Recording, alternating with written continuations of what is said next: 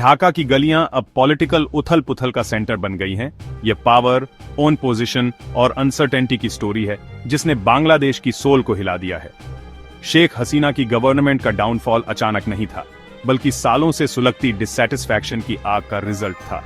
Student movement जो quota system के against शुरू हुआ, जल्द ही डिक्टेटरशिप और करप्शन के अगेंस्ट नेशन वाइड रिवोल्ट में बदल गया। वायलेंस और इंस्टेबिलिटी ने कंट्री को एक नए अननोन चैप्टर की ओर धकेल दिया है। शेख हसीना के जाने और अवामी लीग पर बैन ने बांग्लादेशी पॉलिटिक्स में एक बड़ा वैक्यूम क्रिएट कर दिया। इस खाली जगह को भरने के लिए Nobel prize winner Mohammad Yunus के लीडरशिप में इंटरिम गवर्नमेंट आई, जिसने डेमोक्रेसी की वापसी का प्रॉमिस किया। लेकिन प्रॉमिस करना इजी है, निभाना डिफिकल्ट। हर डिसीजन रिस्क से भरा है। आज 8 जुलाई 2025 बांग्लादेश होप और फियर के बीच झूल रहा है। चेंज की होप है, लेकिन इंस्टेबिलिटी का फियर भी उतना ही डीप है। अगले कुछ मंथ्स के डिसीजंस न सिर्फ बांग्लादेश बल्कि पूरे साउथ एशिया की डायरेक्शन तय करेंगे। यह स्टोरी है एक इकोनॉमिस्ट, एक पावरफुल मिलिट्री एस्टैब्लिशमेंट और एक सोसाइटी की जो अपनी आइडेंटिटी के लिए स्ट्रगल कर रहा है। मोहम्मद यूनुस के लीडरशिप में इंटरिम गवर्नमेंट को होप की किरण माना गया, एक ऐसा फेस जो पॉलिटिक्स की डर्ट से दूर था। गवर्नमेंट ने प्रॉमिस किया रिफॉर्म, करप्शन पर कंट्रोल और फेयर इलेक्शन, लेकिन एक्चुअल गवर्नेंस चलाना कहीं ज्यादा डिफिकल्ट निकला। सबसे बड़ी चैलेंज रही स्टेट की मशीनरी, खासकर पावरफुल डीजीएफआई से कॉन्फ्रंटेशन। यूनुस गवर्नमेंट ने एजेंसी के स्कोप को लिमिट करने की कोशिश की, जिससे पर्दे के पीछे कॉन्फ्लिक्ट छिड़ गया। गवर्नमेंट बदलना इजी, लेकिन स्टेट को रिफॉर्म करना बेहद डिफिकल्ट। इनर मिसट्रस्ट और स्लो स्पीड ने रिफॉर्म्स को रोक दिया है। पब्लिक अब देख रही है, क्या यह एक्सपेरिमेंट सक्सेसफुल होगा या बांग्लादेश की पॉलिटिक्स का एक और विक्टिम बनेगा। इलेक्शन की डेट आगे बढ़ाकर अप्रैल 2026 कर दी गई। आर्मी के प्रेशर में लिया गया डिसीजन। बांग्लादेश की पॉलिटिक्स में आर्मी हमेशा से एक शैडो रही है, इस बार भी वही powerful role. Army chief general Waker Uzzaman ने पब्लिकली इलेक्शंस दिसंबर 2025 तक कराने की डिमांड की, यूनुस गवर्नमेंट की प्लानिंग से पहले। यह सिर्फ एडवाइस नहीं, बल्कि आर्मी की इम्पेशंस का साइन था। जनरल जमान ने कहा, लॉन्ग इंस्टेबिलिटी से आर्मी की real responsibility, national security affect हो रही है। इलेक्शन की डेडलाइन पर यह डिसएग्रीमेंट सिविल गवर्नमेंट और आर्मी के बीच कॉन्फ्लिक्ट को हाईलाइट करता है। अफवाहें फैली कि यूनुस गवर्नमेंट ने जनरल जमान को हटाने की कोशिश की। इसने गवर्नमेंट की स्टेबिलिटी पर क्वेश्चन खड़े कर दिए। आर्मी खुद को नेशनल सॉवरेनिटी का प्रोटेक्टर मानती है, इंटरिम रूल की लॉन्ग पीरियड को वह थ्रेट मानती है। आर्मी को फियर है कि एनआरकी से एक्सट्रीमिस्ट या फॉरेन पावर्स फायदा उठा सकती है।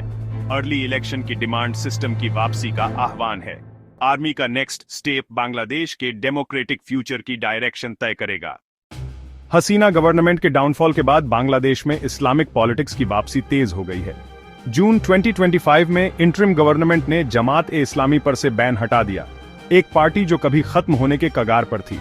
इसके साथ ही अदर इस्लामिक ऑर्गेनाइजेशंस जैसे हिफाजत-ए-इस्लाम और हिज़्ब-उत-तहरीर ने भी खुलकर प्रोटेस्ट शुरू कर दिए। यूनुस गवर्नमेंट ने इन ग्रुप्स के प्रति सॉफ्ट अप्रोच अपनाया, पॉलिटिकल सपोर्ट जुटाने के लिए। यह स्ट्रेटेजी रिस्की है, इससे कंट्री की सेक्युलर आइडेंटिटी डेंजर में पड़ सकती है।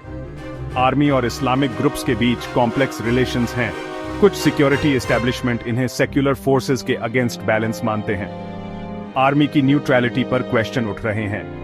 सेक्युलर और माइनॉरिटी कम्युनिटीज में फियर है कि कंट्री अपनी ओरिजिनल सेक्युलरिज्म से दूर जा सकता है। न्यू आइडियोलॉजिकल रिफ्ट्स उभर रही हैं। बांग्लादेश की आइडेंटिटी पर इसका इफेक्ट डीप हो सकता है। बांग्लादेश की उथल-पुथल साउथ एशिया के चेंजिंग जियोपॉलिटिकल लैंडस्केप के बीच हो रही है। चाइना, पाकिस्तान और बांग्लादेश के बीच न्यू ट्राइलैटरल डायलॉग शुरू हुआ है, चाइना की स्ट्रेटेजिक इनिशिएटिव। यह पार्टनरशिप साउथ एशियन क्वाड के रूप में देखी जा रही है, इंडिया के लिए कंसर्न का सब्जेक्ट। चाइना के लिए यह बे ऑफ बंगाल में इन्फ्लुएंस बढ़ाने और इंडिया को घेरने का चांस है। पाकिस्तान के लिए यह आइसोलेटेड सिचुएशन से बाहर निकलने का जरिया है। बांग्लादेश के लिए यह फॉरेन पॉलिसी के ऑप्शंस बढ़ाने का चांस है। इंडिया के लिए यह स्ट्रेटेजिक वैक्यूम और डेंजर की घंटी है हसीना गवर्नमेंट के जाने के बाद। हालांकि बांग्लादेश अपनी सोवरेनिटी को लेकर कॉशियस है, वह चाइना या पाकिस्तान का पपेट नहीं बनना चाहेगा। फिर भी रीजनल पावर बैलेंस चेंज हो रहा है। साउथ एशिया में न्यू ग्रेट गेम शुरू हो चुकी है। 2025 के मिड में बांग्लादेश का फ्यूचर डिकेड्स में सबसे अनसर्टेन नजर आ रहा है। Political instability, army civil conflict, ideological change और जियोपॉलिटिकल टसल सब एक साथ।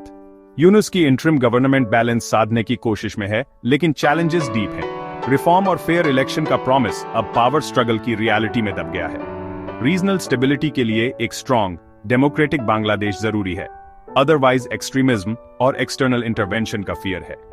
अवामी लीग पर बैन और जमाते इस्लामी की वापसी ने सोसाइटी में न्यू रिफ्ट्स क्रिएट कर दी है। इन वूंड्स को भरने के लिए एक्स्ट्राऑर्डिनरी लीडरशिप और रिकंसिलिएशन की नीड है। स्टेबिलिटी का रास्ता सिर्फ इंक्लूसिव और क्रेडिबल इलेक्शन से ही निकलेगा। नेक्स्ट इलेक्शन बांग्लादेश के फ्यूचर की रियल टेस्ट होगी। वर्ल्ड देख रही है, क्या यह कंट्री फिर से डेमोक्रेसी और पीस की राह पर लौट पाएगा?